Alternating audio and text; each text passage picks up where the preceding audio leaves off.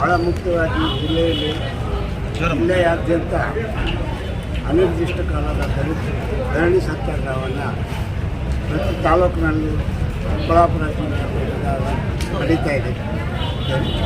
ರಾಜ್ಯದಾದ್ಯಂತ ಬಹಳ ಮುಖ್ಯವಾಗಿ ಭೂಮಿ ವಸತಿಗೆ ಸಂಬಂಧಪಟ್ಟಂತೆ ಈ ಹೋರಾಟವನ್ನು ಹಮ್ಮಿಕೊಂಡಿದೆ. ನಮಗೆ ಸ್ವತಂತ್ರ ಬಂದಾಗಲಿಂದಲೂ ಕೂಡ ಯಾವುದೇ ರೀತಿಯ ಶೋಷಿತ ಸಮುದಾಯಗಳಿಗೆ ಒಂದು ರೀತಿಯ ಭೂಮಿ ಮತ್ತು ವಸತಿ ಮತ್ತು ಮನೆ ಮುಂತಾದವನ್ನು ಕೊಟ್ಟು ಅವರು ಸ್ವತಂತ್ರವಾಗಿ ಸದೃಢವಾಗಿ ಬದುಕೋದಕ್ಕೆ ಬೇಕಾದಂಥ ವಾತಾವರಣವನ್ನು ನಿರ್ಮಾಣ ಮಾಡೋದ್ರಲ್ಲಿ ಆಡಳಿತ ಪಕ್ಷಗಳು ವಿಫಲವಾಗಿವೆ. ಹಾಗಾಗಿ ಪೊಸಿಷನ್ನಲ್ಲಿದ್ದು ಕೂಡ ನಮಗೆ ಭೂಮಿ ಬೇಕು ಅಂತ ಸುಮಾರು ಮುದ್ದಲಹಳ್ಳಿಯಲ್ಲಿ 30 ವರ್ಷಗಳಿಂದ ಪೊಸಿಷನ್ನಲ್ಲಿದ್ದಾರೆ. ಅವರು 50, 63, 57 ಇದು ಅರ್ಜಿ ಹಾಕ್ಕೊಂಡಿದ್ದಾರೆ.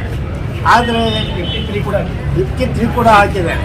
ಅಂದರೆ ಯಾವ ರೀತಿಯಲ್ಲೂ ಅದನ್ನು ಡಿಸ್ಬರ್ಸ್ಮೆಂಟ್ ಮಾಡೋದಕ್ಕೆ ತಾಲೂಕು ಅಧಿಕಾರಿಗಳು ಮನಸ್ಸು ಮಾಡ್ತಾ ಇಲ್ಲ. ಅದಕ್ಕೆ ಭೂ ಮಂಜೂರಾತಿ ಕಮಿಟಿ ಅಂತ ಇರ್ತದೆ, ಅದು ಕೂತ್ಕೊಳ್ಳಲ್ಲ, ಮಾತಾಡೋಲ್ಲ, ಯಾವುದೇ ರೀತಿಯ ಸಮಸ್ಯೆಗಳನ್ನು ಬಗೆಹರಿಸಲ್ಲ.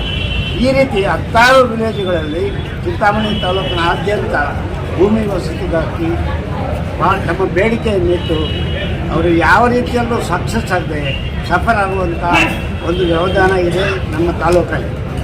ಆ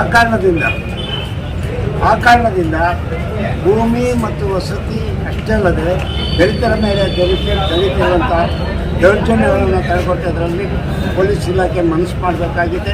ಹಾಗೆ ಇಲ್ಲಿನ ರಾಜಕೀಯವಾದ ಏನು ವ್ಯವಸ್ಥೆ ಇದೆ ಆ ವ್ಯವಸ್ಥೆಯನ್ನು ಕೂಡ ಸ್ಪಂದಿಸಬೇಕಾಗುತ್ತೆ. ಸ್ಪಂದಿಸೋದ್ರ ಮೂಲಕ ನಮ್ಮ ಸಮಸ್ಯೆಗಳನ್ನು ಬಗೆಹರಿಸಬೇಕಾಗುತ್ತೆ ಅಂತ ನಾನು ಹೇಳೋಕ್ಕೆ ಅಲ್ಲ. ಸ್ಮಶಾನಗಳಿಗೆ ಸಂಬಂಧಪಟ್ಟಂಗೆ ಸಪ್ರೇಟಾಗಿ ರಿಸರ್ವ್ ಮಾಡಿ ಅದು ದಲಿತರಿಗೆ ಹಂಚುವಂಥ ಕಾನೂನು ಇದೆ.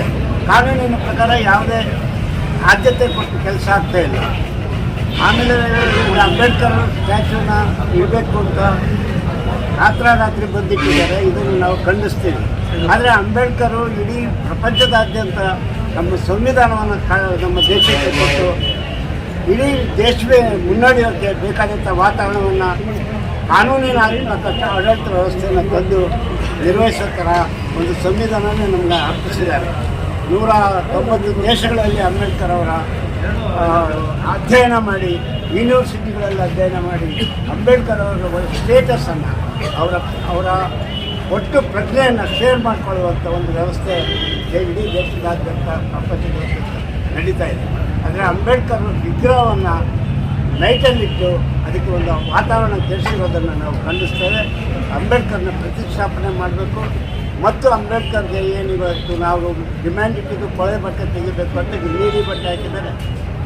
ಮತ್ತೆ ಈಗ ಮಿನಿಸ್ಟ್ರು ಸುಧಾಕರ್ ಅವರು ಕೂಡಲೇ ಮನಸ್ಸು ಮಾಡಿ ಅದನ್ನು ಹೆಚ್ಚಾಗಿ ಬೆಳೆದಿರೋ ನೋಡಿ ಅದನ್ನು ಕೂಡಲೇ ವಿಸ್ತಾರ ಮಾಡಬೇಕು ಅಂತ ಅವ್ರನ್ನ ರಿಕ್ವೆಸ್ಟ್ ಮಾಡ್ತಾಯಿದ್ದಾರೆ.